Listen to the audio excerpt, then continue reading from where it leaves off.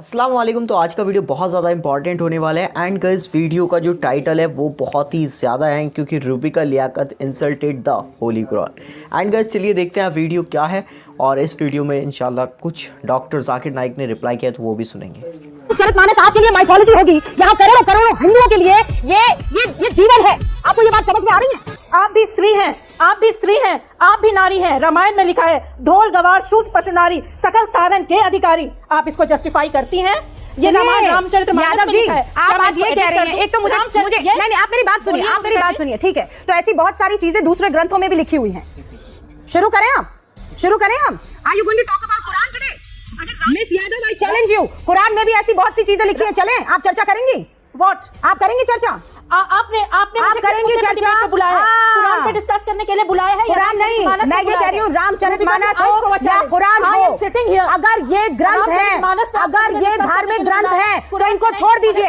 इनका critical analysis करने की आपकी कोई हैसियत नहीं है और ना किसी और की हैसियत होगी। ये क्रिटिकल एनालिसिस के लिए नहीं बना है। ये जो ग्रंथ है नफरत को बोने वाले, एक युग में मनुस्मृति, दूसरे युग में रामचरितमानस, ये दुनिया को नफरत, हमारे देश को, समाज को नफरत में बांटती है।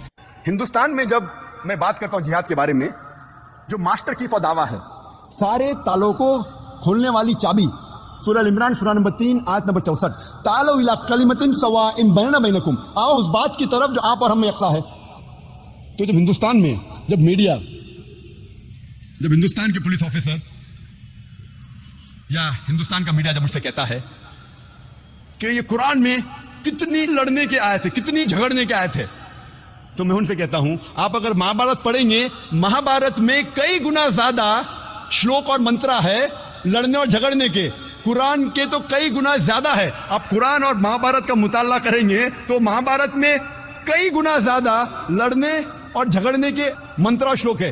तो हिंदू मुझसे कहता है लेकिन जाकिर ये तो हक और बातिल के दरमियान लड़ाई है। तो मैं कहता हूं कुरान में भी हक और बातिल के दरमियान लड़ाई है।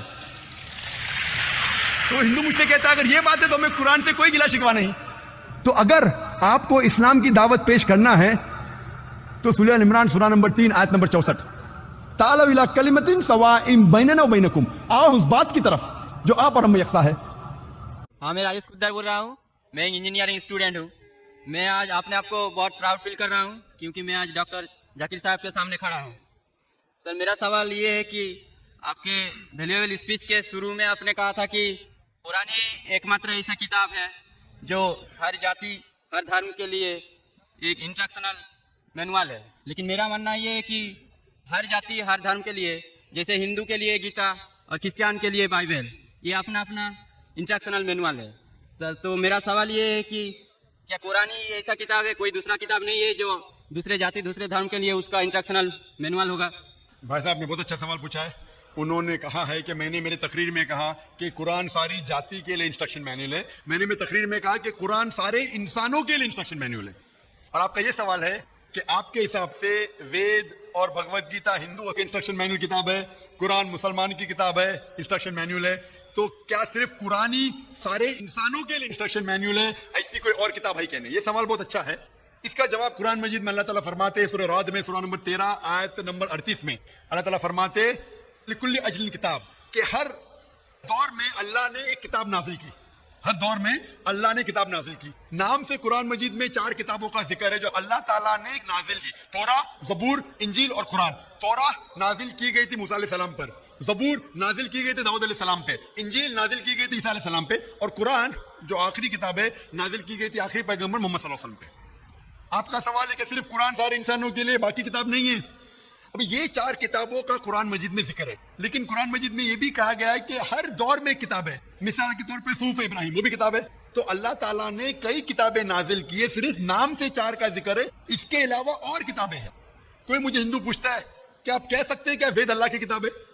मैं कहता हूं कि कुरान मजीद में नाम से वेद का जिक्र नहीं है, तो मैं ये नहीं कह सकता हूं कि वेद अल्लाह की किताब है। मैं ये कह सकता हूं हो सकता है, मैं नहीं जानता, हो सकता है वेद अल्लाह की किताब है, हो सकता है नहीं है, क्योंकि कुरान मजीद में इसका जिक्र है। मैं 100% नहीं कह सकता हूं कि ये है, लेकिन मैं ये जानता हूं कि जितनी भी किताबें कुरान मजीद के पहले नाजिल हुए वो सिर्फ अपने लोगों के लिए थी और हिदायत थी एक वक्त के लिए। जितनी भी किताबें नाजिल हुई कुरान मजीद के पहले, चाहे तोरा हो, जबूर हो, इंजील हो, या जितनी भी किताबें जिसका जिक्र कुरान मजीद में नहीं आता है, वो नाजिल हुई थी अपने लोगों के लिए। वो पैगाम का अमल करना चाहिए जब तक नई किताब नाजिल ना हो। अगर मान भी लेता हूं कि वेद अगर खुदा की किताब हो, मान लेता हूं मैं आपकी बात का वेद खुदा की किताब है, तो वो सिर्फ उस वक्त के लिए था, उन लोगों के लिए था, आज के लिए नहीं। क्योंकि कुरान मजीद अल्लाह की आखिरी किताब है, वो सिर्फ मुसलमानों के लिए नहीं और सिर्फ 1400 साल पहले के लिए, क्योंकि वो आखिरी किताब है, वो सारी इंसानियत के लिए थी और क़यामत तक है। जितनी किताबें पहले आई वो सिर्फ महदूद थी एक वक्त के लिए और एक समय के लिए, खुसूसन कुछ इंसानों के लिए। मिसाल के तौर के ऊपर तोरा नाजिल हुआ था सिर्फ यहूदी के लिए, मूसा अलैहिस्सलाम पे नाजिल हुआ था, जब तक नई वही नहीं है, उस वक्त के लिए और उन लोगों के लिए। आज क्योंकि कुरान मजीद आखिरी कलाम है, वो सिर्फ मुसलमानों के लिए नाजिल नहीं किया गया था, सिर्फ अरबों के लिए नहीं, लेकिन सारे इंसानों के लिए। और जो कुरान मजीद का पैगाम है वो सिर्फ 1400 साल पहले के लिए नहीं है, वो क़यामत तक के लिए। इसीलिए अगर मैं मान भी लेता हूँ वेद खुदा का कलाम था, वो सिर्फ उस वक्त के लिए था, और जितने भी अल्लाह के कलाम जो कुरान मजीद के पहले आए, वक्त के दौरान उनमें मिलावट होने लगी। आज आप तहकीक करेंगे जितनी मजहबी किताब, कुरान मजीद के अलावा सभी मजहबी किताब में मिलावट है, उसमें कंकॉक्शन है, फैब्रिकेशन है, बहुत मिलावट है। मिसाल के तौर पे महाभारत पढ़ते हैं, जो कहते हैं पंडित कि महाभारत सबसे पहले कहा गया था, अर्जुन के ग्रैंडसन ने कहा था, उस वक्त 8000 श्लोक थे। ये कहानी दोहराई गई जनरेशन के बाद जनरेशन, फिर महाभारत में हो गए 24000 श्लोक, आज महाभारत में लाख श्लोक है, तो इसमें मिलावट होने लगी। आज आप देखेंगे महाभारत टेलीविजन पर, उसके अंदर बैकग्राउंड में मारुति कार भी जा रही है, ये और एक मिलावट है, मारुति कार महाभारत में। तो इसीलिए जितनी भी किताबें अल्लाह ने नाजिल की, क्योंकि वो सारे इंसानियत के लिए नहीं था और क़यामत के लिए नहीं था, अल्लाह ताला ने उसे जरूरी नहीं समझा महफूज रखने के लिए, बट क्योंकि कुरान मजीद आखिरी किताब है और अल्लाह सुब्हानहू व तआला जानते कि क्या क़यामत तक रहने वाली है, इसीलिए अल्लाह ताला फरमाते हैं सूरह हिजर में सूरह नंबर 15 आयत नंबर 9 में कि हमने कुरान नाजिल किया, हम इसकी हिफाजत करेंगे। तो इसीलिए ये कहना कि बाकी किताब, तो आज कुरान मजीद सिर्फ मुसलमानों के लिए नहीं, सारे इंसानों के लिए, चाहे आप हिंदुस्तान में रह रहे हो, चाहे पाकिस्तान में जी रहे हो, चाहे सऊदी अरेबिया में, चाहे अमेरिका में, चाहे यूके में, चाहे आप हिंदू मजहबी खानदान में पैदा हो या ईसाई खानदान में पैदा हो या मुसलमान खानदान में पैदा हो, आज सारे इंसानों को अल्लाह के आखिरी पैगाम कुरान मजीद पढ़ना चाहिए, उस पर अमल करना चाहिए, उसकी बात मानना चाहिए। इसीलिए मैं कहता हूं कुरान मजीद सारे इंसानों के लिए। ये चीज मैं वेद के बारे में नहीं कह सकता हूं, क्योंकि अगर आप तहकीक करते हैं वेद में भी मिलावट है।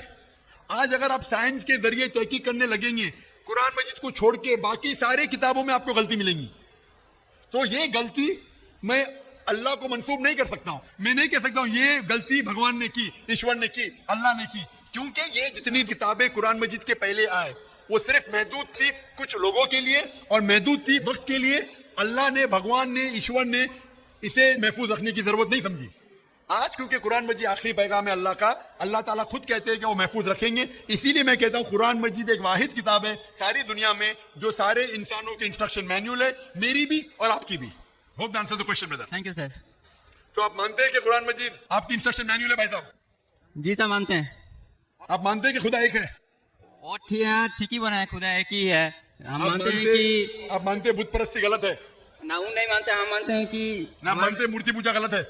सर हम मानते हैं कि हमारा ईश्वर एक ही है, यही हम मानते हैं। आप मानते हैं ईश्वर एक, लेकिन आप मानते हैं कि ईश्वर की मूर्ति है? मेरा एक दूसरा सवाल है इसके भाई लिए। साहब मैं आपसे पूछना चाहता हूँ कि आप मानते हैं ईश्वर की मूर्ति है क्या नहीं? वही उसी के विषय में मेरा एक सवाल है सर। हाँ पूछे भाई साहब। सर अगर आप बोलते हैं कि ईश्वर की कोई मूर्ति नहीं होना चाहिए, ये मैं नहीं कह रहा हूँ, वेद कह रही है। हाँ वेद कह रही है, नातत से प्रतिमा अस्ति, तो सर ईश्वर का कोई अर्थ नहीं। तो गाइस आप लोगों ने देखा वीडियो, अगर आप लोगों को पसंद आया तो वीडियो को लाइक जरूर कर देना। मिलते हैं नई वीडियो के साथ, तब तक के लिए wish you all the best.